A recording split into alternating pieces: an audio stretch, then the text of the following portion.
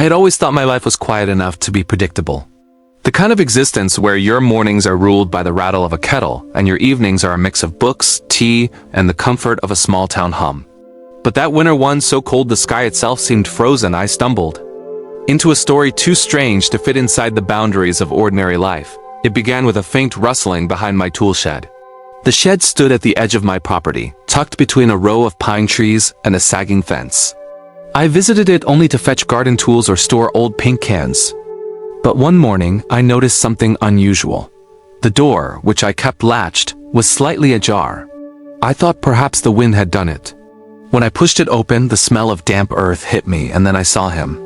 Huddled in the far corner, wrapped in torn burlap, was a creature both foreign and heartbreakingly familiar. His body was small, no bigger than a human toddler, yet covered in soft, silvery brown hair.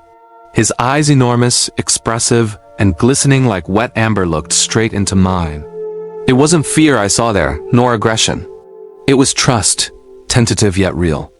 I stood frozen, measuring the moment, feeling my own heart beat louder than the cold wind outside.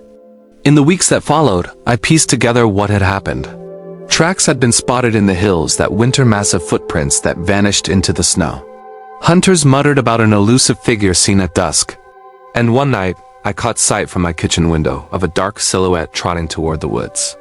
Maybe this infant had been abandoned. Maybe his family had fled danger. Whatever the truth, he had chosen my shed as refuge. The first challenge was earning his confidence. I brought food, small offerings at first, apples and slices of bread, later walnuts and cooked rice. At first, he wouldn't approach until I stepped back. He moved slowly, every gesture cautious. Yet each day, he let himself inch closer. There was something in his gaze that carried a weight far older than his years, as though he were an heir to secrets buried deep in the soil. One evening, as the sun dipped, I sat on the shed floor and simply waited. After a long silence, he shuffled forward and placed one tiny hand covered in silken fur on my knee. It was such a small act, but I felt an invisible bridge being built between us.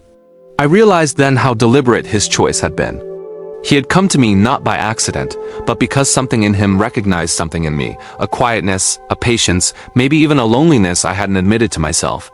Through winter, I became his guardian. I learned to work around his instincts. He disliked sudden sounds, preferred dim light, and never once ventured beyond the shed's doorway while the sun was high. At times, I'd hear distant calls from the forest low, haunting, filled with longing, and he would tilt his head, listening, but never answer. It was in those moments I understood, somewhere out there, a part of his world was missing.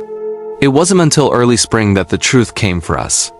I was in the yard planting seeds when I noticed movement in the pines. 3 figures taller, broader, and far more imposing than my little friend stood half in shadow. Their eyes shone in the same amber hue, but their gazes were wary. One stepped forward, and I felt the ground under me shift as if the air itself had thickened. The child inside my shed stepped into the doorway, locking eyes with them. No sound passed between them, yet I could feel an unspoken dialogue in the space between breaths. The largest of the 3 lifted a hand in a gesture that was neither beckoning nor commanding, something more tender. I understood then. They had come for him. My chest tightened. Over the months, I had become the keeper of his nights, the protector of his solitude. And now I was to let him go. He turned to look at me once more before crossing the yard. That gaze, half gratitude, half farewell, was the kind of thing that etches itself into memory so deeply it almost becomes part of your own reflection. There was no cry, no clinging moment. He stepped toward his kin, and together, they melted back into the trees. For days afterward, the shed felt hollow.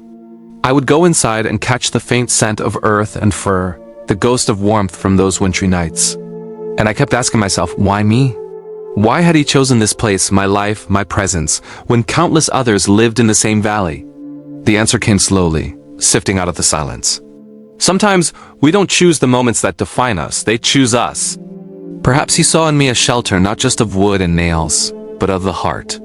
In his world of shadows and silence, I was a pause, a gentleness, a place to breathe. And in mine, in my predictable solitude, he was a reminder that love and purpose can arrive wearing the strangest disguise.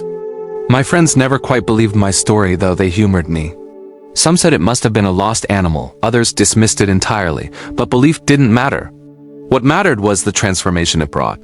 I began to notice the small, luminous threads linking all living things, the way trust is built in increments, the way kindness leaves its mark even after the chance to give it has passed. The heartbreak in his leaving was real, but it was also a gift. It taught me that sorrow and gratitude can exist side by side, each enriching the other. I had been chosen, if only for a season, to carry something precious, a creature whose existence few would ever encounter, whose fragility was disguised beneath ancient mystery. And now, in the quiet hours of my life, I sometimes glance toward the pines at dusk, half hoping to see those amber eyes again. I never do. But the shed remains open, its door unlatched, a silent promise still standing. If ever he or any soul lost in the cold needs a place to rest, the light will be waiting. Because sometimes we are chosen for reasons we will never fully know. And sometimes that unknown is the very thing that changes us forever.